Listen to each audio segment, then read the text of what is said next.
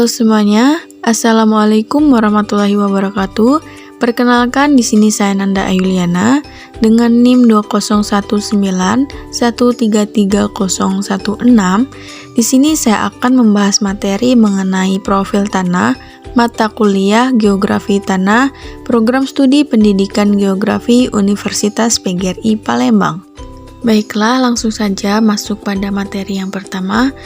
Apakah kalian tahu apa yang dimaksud dengan geografi tanah? Jika belum tahu, mari kita simak materi berikut ini. Geografi tanah merupakan disiplin ilmu yang mempelajari atmosfer, litosfer, pedosfer, hidrosfer, biosfer, dan antroposfer dalam sudut pandang kelingkungan dan kewilayahan dalam konteks keruangan.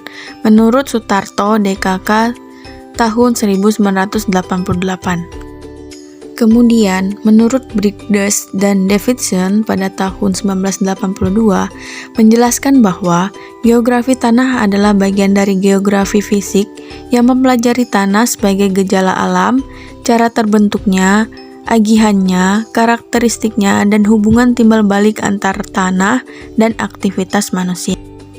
Baiklah, untuk penjelasan yang lebih kompleks adalah tanah merupakan akumulasi tubuh alam bebas menduduki sebagian besar permukaan planet bumi yang mampu menumbuhkan tanaman dan memiliki sifat sebagai akibat pengaruh iklim dan jasad hidup yang bertindak terhadap bahan induk dalam keadaan relief tertentu selama jangka waktu tertentu pula. Kemudian untuk dimensi tanah, yang pertama dimulai dengan profil tanah. Profil tanah adalah penampung melintang dari tubuh tanah yang menampakkan susunan horizontal. Kemudian yang kedua yaitu pedon. Pedon merupakan volume terkecil yang dapat disebut tanah. Pedon mempunyai ukuran 3 dimensi, luasnya antara 1 kurang dari 10 mm, tergantung dari keragaman horizon. Baiklah, yang ketiga yaitu polipedon, merupakan kumpulan lebih dari satu pedon yang sama atau hampir sama, yaitu yang semuanya mempunyai sifat yang memenuhi syarat untuk dikelompokkan sebagai suatu seri tanah. Baiklah, untuk pembahasan yang selanjutnya mengenai macam-macam profil tanah. Macam profil tanah terbagi menjadi dua, yaitu profil tanah sempurna, kemudian yang kedua profil tanah tidak sempurna atau minim. Adapun tujuan-tujuan dalam profil tanah tersebut, yang pertama mengenai profil tanah sempurna bertujuan untuk melakukan identifikasi karakteristik tanah secara lengkap untuk menghasilkan peta tanah umum. Kemudian tujuan dari tanah yang nomor 2 atau profil tanah tidak sempurna yaitu minipit bertujuan untuk melakukan pengecekan karakteristik tanah apakah mirip dengan profil tanah yang terdekat.